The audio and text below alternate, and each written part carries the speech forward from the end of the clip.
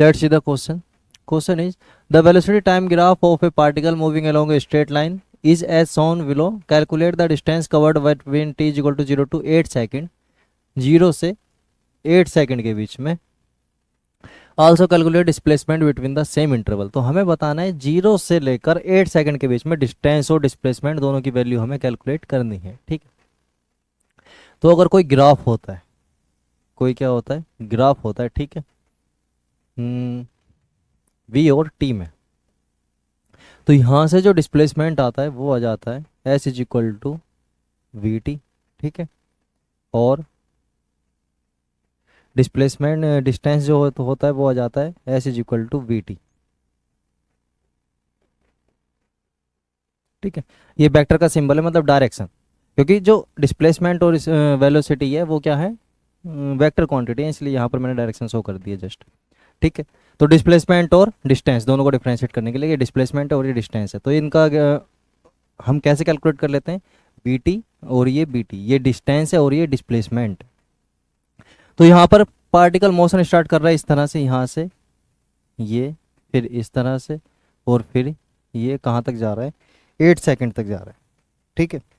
अब सबसे पहले डिस्प्लेसमेंट कैलकुलेट करते हैं. डिस्प्लेसमेंट कैलकुलेट करने के लिए उसकी स्पीड पहले 0 से कितनी हो गई, 2 हो गई. ठीक है. अब क्योंकि ये ग्राफ किस में है, बी में और टी में है. ठीक है. तो अगर बी और टी में ग्राफ होता है तो हम डिस्टेंस या डिस्प्लेसमेंट कैलकुलेट कर लेते हैं. H is equal to area under the curve. ठीक है. तो इस ग्राफ का या इस कर्व का जो एरिया है वही क्या देगा हमें, डिस्प्लेसमेंट और डिस्टेंस. दोनों को डिफरेंशिएट कैसे करेंगे वो मैं अभी बताऊंगा, क्योंकि जो वेलोसिटी डिस्प्लेसमेंट है उसमें डायरेक्शन होती है और जो डिस्टेंस है उसमें डायरेक्शन नहीं होती. तो डिस्प्लेसमेंट हम कैलकुलेट कर रहे हैं. तो एरिया क्या है, एक तो ये वाला एरिया है इस ग्राफ के अंदर का, ये वाला भी एरिया है और ये वाला भी एरिया है और ये वाला भी एरिया. ये इस ग्राफ के या इस कर्व के अंडर का एरिया है. अगर हम ये कैलकुलेट कर ले तो हमें डिस्प्लेसमेंट और डिस्टेंस दोनों मिल जाएंगे. तो ये कैलकुलेट करते हैं अपन. सबसे पहले डिस्प्लेसमेंट कैलकुलेट करते हैं. डिस्प्लेसमेंट कैलकुलेट करना है और डिस्प्लेसमेंट डायरेक्शन होती है, या ये याद रखना. ठीक है. तो ये ट्रायंगल है, ट्रायंगल का एरिया होता है half into base into height. Base कितना है 0 1 2 2 और हाइट कितनी है 0 1 2, हाइट भी 2 है. ठीक है. उसी तरह ये वाला ट्रायंगल कहाँ है, नीचे है, निगेटिव में है. ये ट्रायंगल कहाँ है, निगेटिव में. तो डिस्प्लेसमेंट किस तरफ होगा, वेलोसिटी भी कहाँ है, निगेटिव में. तो डिस्प्लेसमेंट भी क्या होगा, निगेटिव होगा. माइनस इसका एरिया हाफ इंटू 2 2 3 4, ये भी 2 है और ये 0 1 2 ये भी 2 है. तो बेस इंटू हाइट ये फिर से. ठीक है. प्लस ये वाला ट्रायंगल, ये क्या है, अब पॉजिटिव डायरेक्शन में है स्पीड इसकी, वेलोसिटी. तो डिस्प्लेसमेंट भी क्या होगा, पॉजिटिव होगा. पॉजिटिव हाफ बेस 4 5 6 इंटू मतलब 2 6 माइनस 4 2 इंटू हाइट 0 1 2 2 ये भी 2. ठीक है. बचा क्या, स्क्वायर. स्क्वायर का एरिया क्या होता है, ये लेंथ इंटू ये वाली लेंथ. तो ये कितनी है 0 1 2 2 और ये भी कितनी है 8 माइनस 6 2 प्लस 2 इंटू 2. नहीं, ये प्लस नहीं होगा, ये माइनस होगा, क्योंकि ये किस में है, निगेटिव में.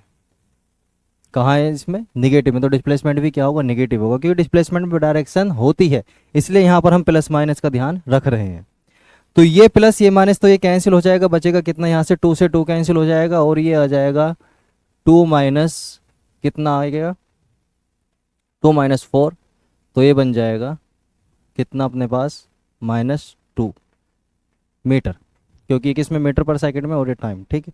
तो डिस्प्लेसमेंट आ गया अपने पास -2 मीटर पर सेकंड. ठीक है.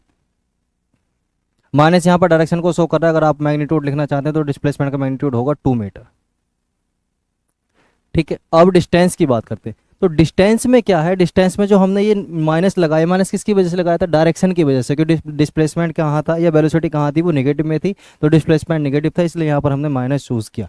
पर डिस्टेंस में ऐसा नहीं है. डिस्टेंस में क्या लेंगे हम, सब कुछ पॉजिटिव, क्योंकि उसमें डायरेक्शन का कोई रोल नहीं होता. तो ये सब जितने भी माइनस है क्या हो जाएंगे, ये प्लस हो जाएंगे डिस्टेंस के लिए. तो डिस्टेंस इज इक्वल टू होगा half into 2 into 2 plus half into 2 into 2 plus half into 2 into 2 plus 2 into 2. 3 triangle है और एक रेक्टेंगुलर. ठीक.